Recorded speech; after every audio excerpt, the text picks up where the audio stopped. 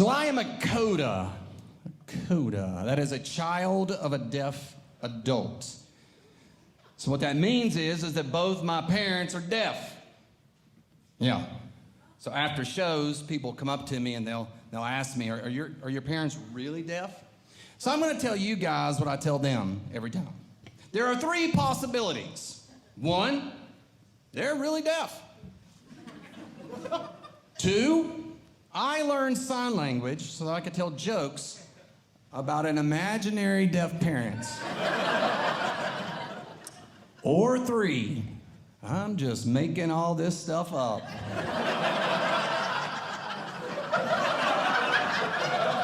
Listen, I was doing TikToks before there was a TikTok. No, my parents are really deaf. You guys can relax. And I've told my mom all of these jokes. She was completely fine with it. She is deaf, of course. You do realize that. She kidding. Anyway.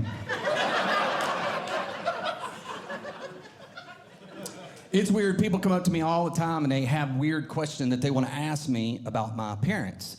But the weirdest question that I've gotten over and over again all throughout my life is this one. Can your parents drive?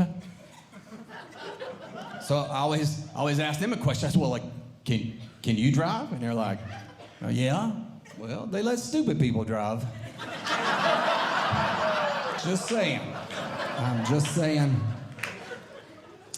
Now, I'm going to be honest with you, though. Riding in a car with my parents was terrifying, though. They could drive, but they couldn't drive. Because deaf people are like everybody else on the planet. They like to talk while they drive. Yeah. They talk with their hands. Yeah. Deaf people were the first people to text and drive. I don't know if y'all know that. And because of that, they got pulled over all the time. And I learned something very important about police officers. Police officers don't like to give deaf people tickets. Did you know that? They feel sorry for them. So I may or may not have pretended to be deaf on a few occasions. Listen, it is very effective.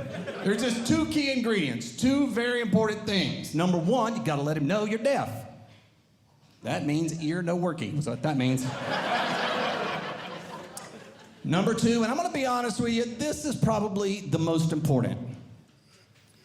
You gotta use the deaf accent. You just gotta do it. Listen, I know it's wrong. I'm not telling you guys to do it. I'm probably going to hell for it. I'll be honest with you, but here's the thing. I don't got a ticket. I am ticket free, baby.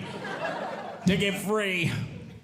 Hey, listen, faking being deaf has come in handy in other places too. Like the first 3 years of my marriage. Also known as the best 3 years of my marriage. I know. Relax. Relax.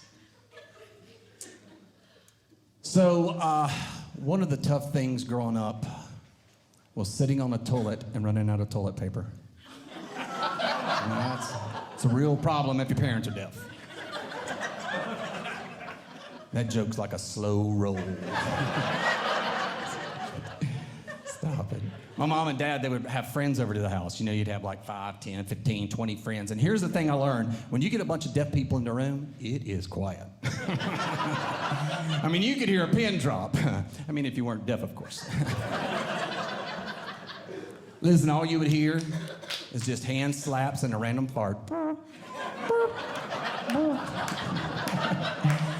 know, they don't have to hold it in. They just go, let that bad boy go. And they did. I mean, they did. It was not good. It was like a nasal torture chamber in that place is what it was. It was not good. When I was 9 years old, my mom and dad picked me to be their interpreter. What that means is when they would go to the grocery stores, pay bills, run errands, whatever it was, I would go translate for them. And it was cool. It wasn't a big deal. Except for the time my mom took me to the gynecologist. That, I know, not good. That is not cool. That is a terrible way to learn about the birds and the bees is all I'm saying. Terrible.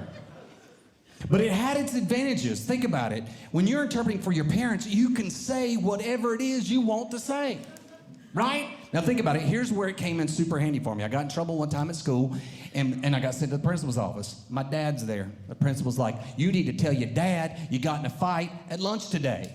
So look at my dad, and I tell him, I saved a boy's life at lunch today. And my dad's like, really? Really? Well, what happened? What happened? So I looked at the principal and I said, he wants to know what happened. He said, well, tell him you got in a fight over a girl. The boy got some chicken stuck in his throat. He would have died, but I saved his life. Now, this is the important part. My dad then grabs me by the shoulder, and he looks at me, and he says, I am so proud of you, proud of you. You notice that, right? You notice this? Very fortunate for me that the sign for proud looks like somebody getting stabbed to death. So I'm like, he said he's going to kill me. And a miracle happens. The principal's like, just go on home, son. Just go on home. And I did. Thank you very much. Thank you very much. It was, man. It was weird growing up with deaf parents. I'm not going to lie to you. It was weird. But I'll tell you this, what was weirder than that was growing up in the 70s and 80s. How many of you guys either lived through or grew up in the 70s and 80s? Anybody? Yeah, so it was a weird time. It was a different day. It was a totally different day in the 70s and 80s. Listen, in the 70s and 80s, you did not have to wear a seatbelt. In the 70s and 80s, a small child did not have to ride in a car seat. This right here, that was your car seat. It's also the reason that older people, unlike today, didn't have children, because they were too slow.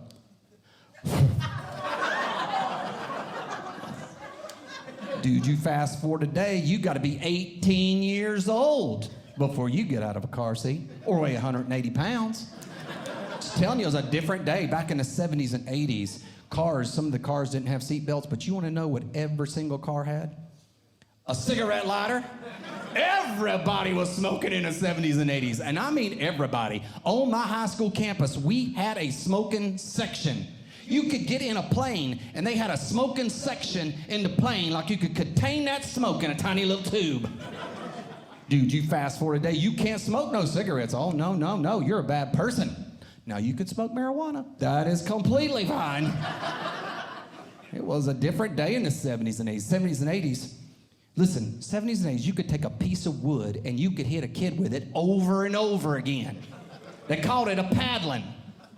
Listen, it was so popular in the 70s and 80s, you could hit your neighbor's kid with it, and they would thank you. It was a different day. I'm telling you, I had this one teacher, he saw his piece of wood, and it was getting a little slippery in his hand, so he said, oh, no, can't do that. He carved a hand grip into that piece of wood, and then he took some tape like you put on a baseball bat, and he wrapped that bad boy on there because he didn't want anything to slow that thing down. He noticed something, though. There was something still getting in the way. It was air. He took a drill and drilled holes into that thing. Because Lord forbid anything stop a good beating on that child. I'll tell you, it was a different day. Listen, you fast forward today, you cannot hit no kid. Now, you can hit a teacher with a piece of wood. That is completely fine. Completely. Now listen, this is the crazy thing. Of all those things, that's not even the craziest one. In the 70s and 80s, if you were 16 years old, you could drive a bus. How do I know? Yeah, I drove one. I turned 16 in May and got my license. I drove a car off a cliff in August. True story. And by November, I had my bus license. They weren't doing background checks in those days, is all I'm saying. It was a different day. Listen, it was only a few years before I started driving a bus. You know what my favorite song was? Wheels on the bus go round and round, round and round. And now I'm driving a 24-foot bus with your precious little 5-year-old back there. I'm driving a straight drive. I could barely drive a car, and I'm trying to figure out how to ram gears into this thing while timing it with a clutch, all while driving in the mountains of North Carolina. True story. It's a crazy day, man. I'm gonna tell you, it was crazy because there were like little crazy middle schoolers back there who haven't discovered the drug Ritalin yet.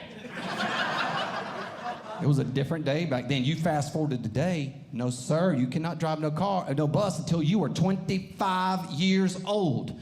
You have to have a federal background check before you drive that bus.